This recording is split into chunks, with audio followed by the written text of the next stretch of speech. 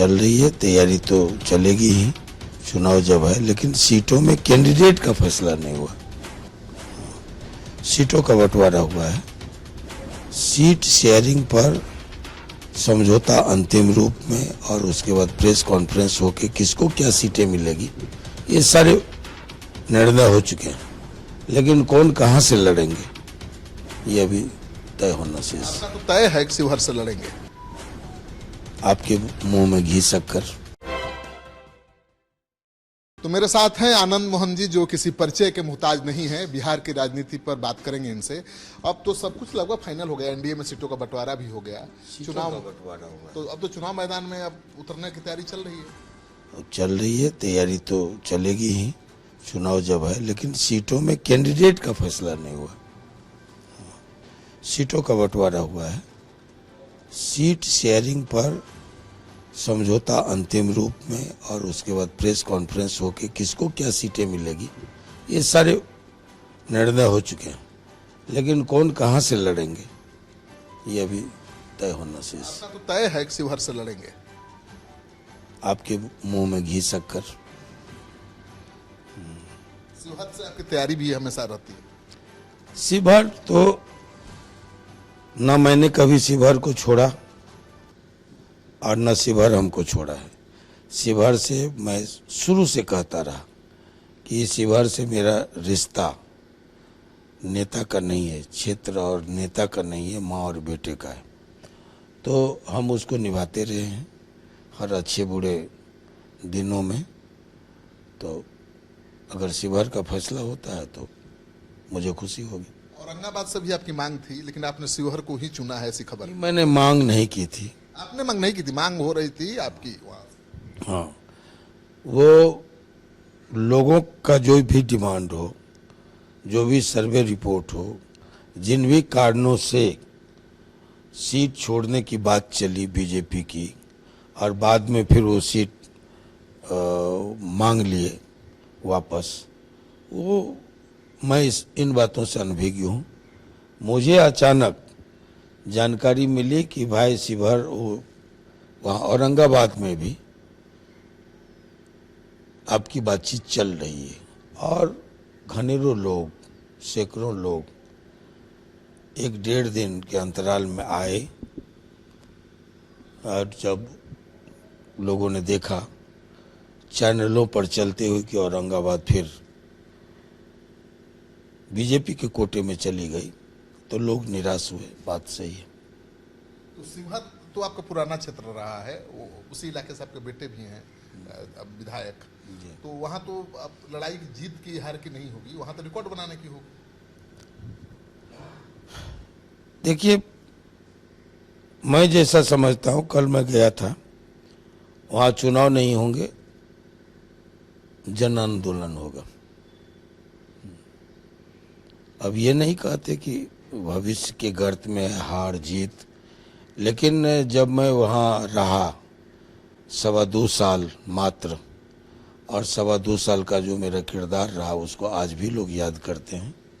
और जब मैं जाता हूँ, जिस भी गांव में गया हूँ, कोई न कोई कहानी, व्यक्तिगत हमसे जुड़ी हुई कहानी लेके लोग आते हैं।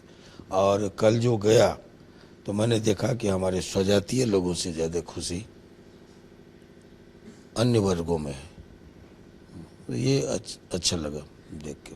लवली आनंद जी भी वहाँ से लड़ी थी कांग्रेस के टिकट पर, मुझे जहाँ तक याद है, और अच्छी लड़ाई हुई थी, लेकिन आप उस समय जेल में थे, तो चूक गई, जीत नहीं पाए।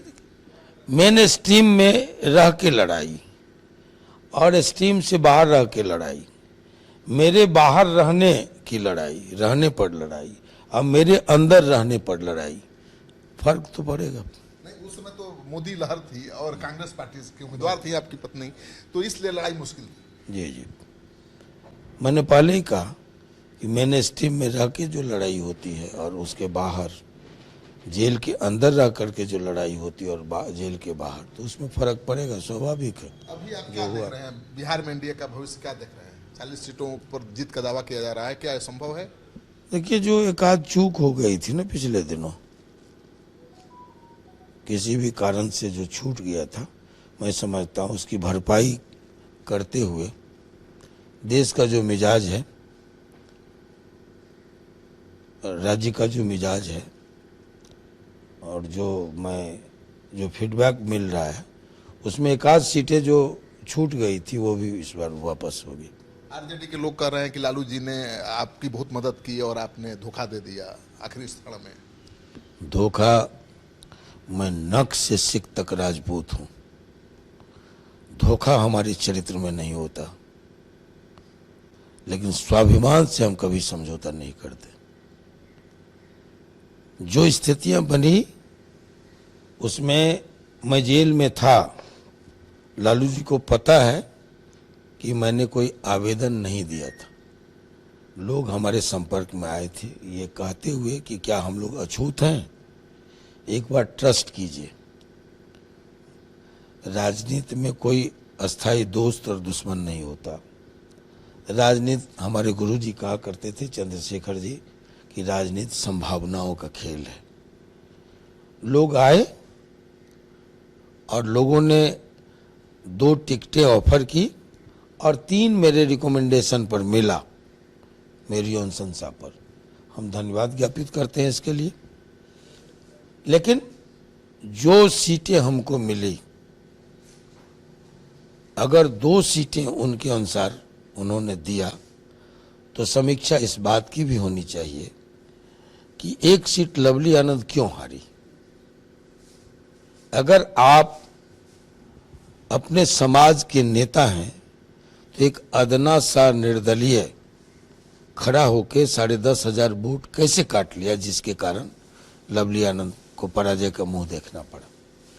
दूसरी बात, उनको ये भी पूछना चाहिए, घाव तो उसी समय लगा कि हम केंद्र हमारे खिलाफ है, राज्य सरकार हमारे खिलाफ है, हमको उठा करके वहां से आपका कैंडिडेट होने के नाते भागलपुर भेज दिया जाता है। एक एक व्यक्ति, जितने टॉप लीडर थे हमारे खिलाफ, चाहे वो प्रधानमंत्री हों, चाहे वो मुख्यमंत्री हों, चाहे वो उत्तर प्रदेश के मुख्यमंत्री हों, चाहे वो राष्ट्रीय अध्यक्ष बीजेपी हों, चाहे वो उप मुख्यमंत्री हो, सबों का घर घर दौरा हो रहा है, रोड शो हो रहा है, प्रोग्राम लग रहा है। जिस व्यक्ति से लड़ाई, उसको उठा के आपके कारण भागलपुर भेज दिया जाता है। और आपका एकमात्र प्रोग्राम, वर्तमान जो नेता अपोजिशन है तेजस्वी यादव का प्रोग्राम, एकमात्र प्रोग्राम बैद्यनाथपुर में लगता है और वो प्रोग्राम कैंसिल हो जाता है। मेरा सवाल है कि ये किसने लगाया और क्यों कैंसिल हुआ।